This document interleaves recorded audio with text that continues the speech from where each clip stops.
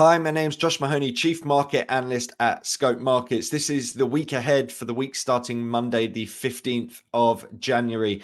Certainly, the week just gone has been an interesting one. Of course, we saw on Wednesday the SEC approve all 11 spot Bitcoin ETF products. They started trading on Thursday, and we've seen plenty of volatility in the crypto space ever since. We've seen the US and the UK jointly strike positions in Yemen overnight on Thursday, and that has caused a spike in terms of energy prices coming into the back end of the week, with now apparently UK and US associated vessels also fair targets. And we've seen the beginning of the fourth quarter earnings season kicking off with the big banks, JP Morgan, reporting record revenues as they take advantage of that higher interest rate environment. In terms of the three areas I'm going to be looking out for this time around, the first of those is going to be the UK. We have, of course, got UK jobs, inflation, and retail sales coming out over the course of the week. So let's look at them in isolation. First and foremost, from that wider economic standpoint, so what's the Bank of England going to be looking out for? We've got the likes of the unemployment rate, which is expected to remain flat. The claimant count, which is expected to decline quite sharply, so that is a positive for the economy. And then retail sales, both expected to improve significantly. Although if you look at the month-on-month expectations, it looks like a lot of this move is sort of base effects. Nonetheless, from that economic standpoint, things look relatively strong given expectations. But then we have the inflation side of the story. So we've got the average hourly earnings expected to rise. That could be a warning side to the Bank of England that essentially wages remain too high and that they need to remain relatively tight with their monetary policy. Then we have the CPI numbers, 3.7 expected from the headline number and a decline to 4.8 expected for the core reading, both moving in the right direction. But ultimately, we're still well away from that target. So certainly shifts in expectations around Bank of England thinking is going to be the key thing to be looking out for when we see this report taking place. In terms of the chart, I wanted to bring up Euro Sterling. Of course, this tries to strip out some of the effects of sort of risk on, risk off sentiment that you would see for the likes of cable. In terms of this chart, we have seen a significant decline taking place, and that's because the Eurozone is going to hit the target, the 2% target, before the UK is.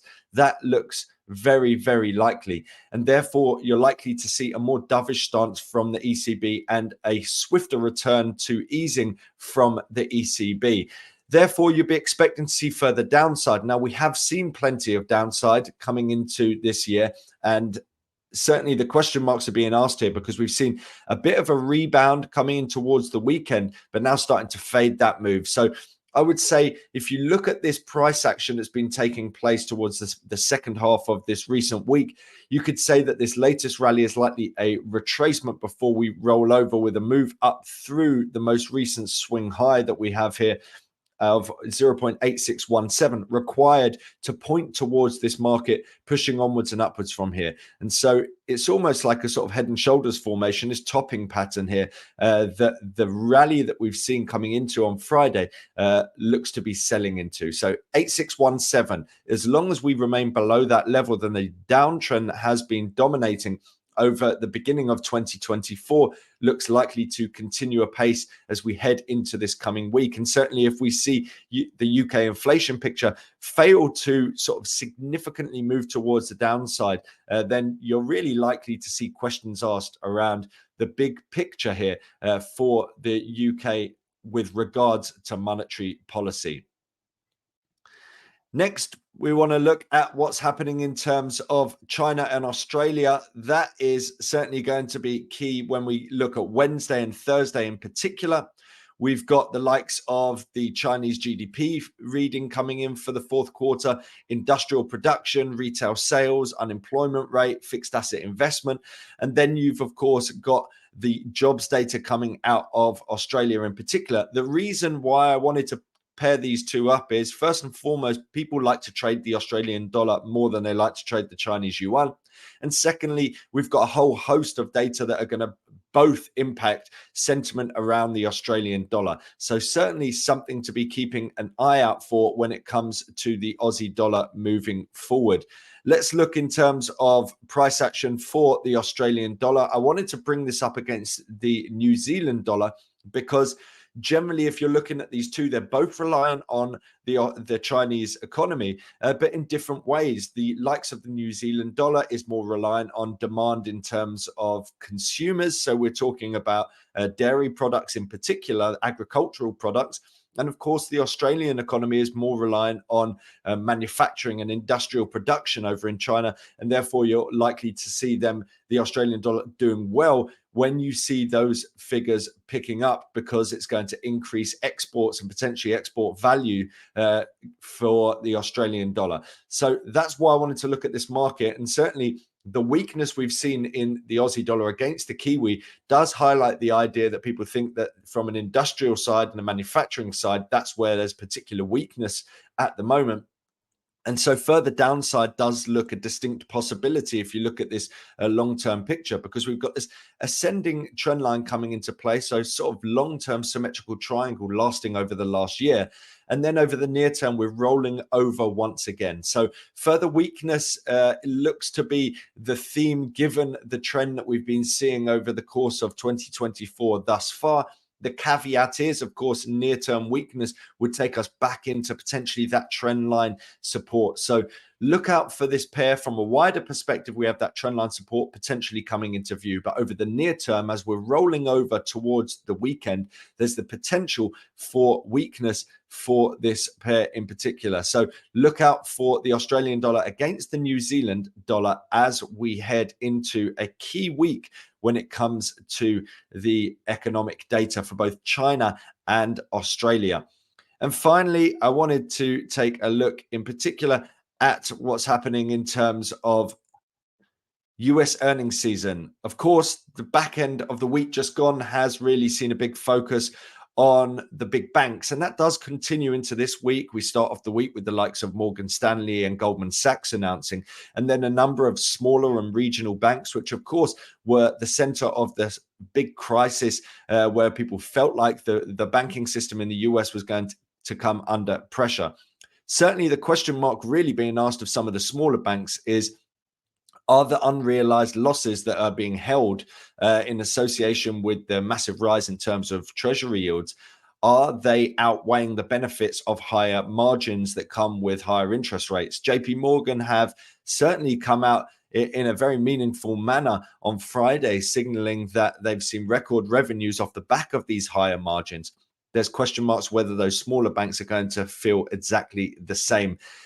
Nevertheless, I wanted to take a look at a company that doesn't necessarily fall within that bracket, because of course what we're seeing in terms of price action on Friday for the big banks is going to really impact the banking stocks already. So a lot of the moves are likely to have happened already.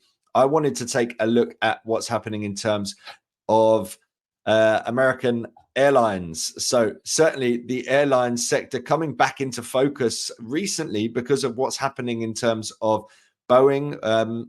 More notably, that's going to be hitting the likes of United, the likes of Ryanair, who really have massive demand for that type of plane in particular, the MAX 9.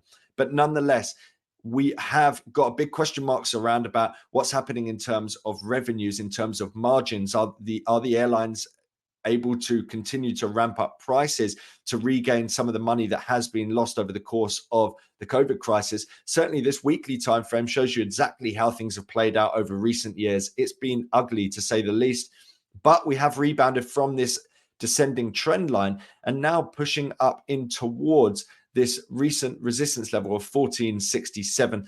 The daily time frame shows you we've seen this wider pullback at the back end of the year. We've rebounded, a short pullback, and now we're heading higher once again. So a breakthrough 1467 in the lead up to these American Airlines earnings could pave the way for another rebound on this wider time frame back towards that descending trendline resistance that essentially marks the top end of this descending wedge formation. So keep a close eye out for that 1467 resistance level. If we do see a breakthrough that level, that could point towards potential strength as we head in towards the beginning and sort of move into and throughout earnings season. Certainly bear in mind that any of the numbers that you see, much like I alluded with the US bank earnings, the earnings that you see at the forefront, at the front end of earnings season, will typically be treated as something that is going to really give you an idea of the rest of the market.